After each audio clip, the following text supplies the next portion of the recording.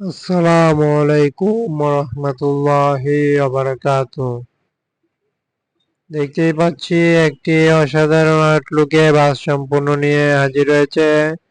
বাসটি যে রোডে চলাচল সায়দাবাদ এবং বাসটি যে রোডে চলাচল করছে তা হচ্ছে চৌরাস্তা গাজীপুর এবং গাইবান্ধা রোডের জন্য বাসটি বাসটি ঢাকা হতে ছেড়ে যায় সায়দাবাদ থেকে প্রতিনিয়ত এবং লাক্সারিয়াস এক নতুন কোয়ালিটি বলতে বোঝা যায় পরিবহনটি কি রোডে চলাচল করছে এবং দারুণ এক বাস নিয়ে।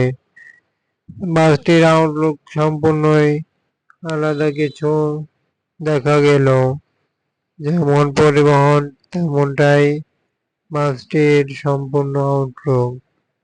যতটা না লাক্সারিয়াস ঠিক ততটাই পরিবহনে কাজ করেছে। কালার এবং ডিজাইনে বেশ লাক্সারিয়াস। এমন লাক্সারিয়াস বাস সচরাচরের দিক দিয়ে তুলনামূলকভাবে ব্ল্যাক কালার ইউজ করে পরিবহনটির আলোড়ন সৃষ্টি করার মতোই। পরিবহনটি থাকছে এমনই লাক্সারিয়াস পেন্টিং জুড়ে কিছু কিছু স্টার ছোট করে কিন্তু ডিজাইন করেছে, যেমনটা বোঝা যাচ্ছে বাসটির বডিতে।